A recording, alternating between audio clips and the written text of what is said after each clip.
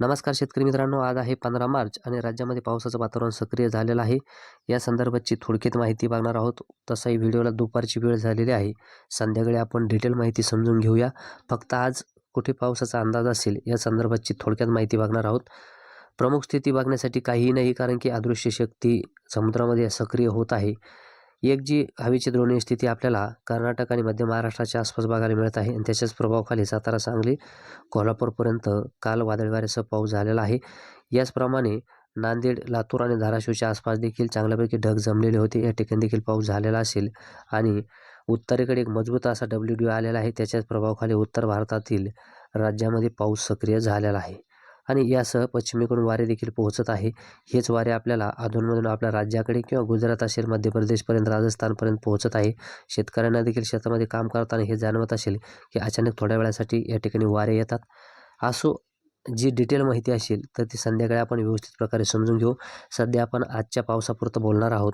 तर आज देखील आपल्याला ट्रफ लाईनच्या प्रभावाखाली दक्षिणेकडे मध्य महाराष्ट्र असो, ज्यामध्ये सातारा, सांगली, सिंधुदुर्ग, कोल्हापूर, सोलापूरकडे, लातूर यासोबत बीडचा दक्षिणेकडील भाग, त्यानंतर नांदेडपर्यंत देखील, म्हणजे हा धाराशिवचा देखील बराचसा भाग यामध्ये येणार आहे. बीडच्या देखील काही दक्षिणेपर्यंत आणि दक्षिण पूर्वेकडील विदर्भ आहे, ज्यामध्ये हिंगोलीचा थोडासा भाग येऊ शकतो. यवतमाळ, वर्धा, नागपूरचा काही भाग, भंडारा, गोंदिया, गडचिरोली, चंद्रपूर या ठिकाणी आज वादळी वाऱ्यासह पाऊस होण्यासाठी वातावरण अतिशय अनुकूल आहे. रत्नागिरीपर्यंत दक्षिणेकडचा भाग. तर या भागातील शेतकरी बांधवांनी काही झाकण्यासारखं असेल तर आपण लवकरच झाकण्याची तयारी करा. आणि उत्तरेकडे जर बघितलं तर शेतकरी बांधवांना या जिल्ह्यातल्या वाटत असेल कसल्याही प्रकारचं पावसाचं वातावरण नाही. तर अगोदर माहिती दिलेली आहे, 17-18 तारखेपर्यंत तुमच्याकडे देखील पाऊस पोहोचेल. तर ती जी डिटेल माहिती असेल ती देखील तुमच्यापर्यंत पोहोचेल.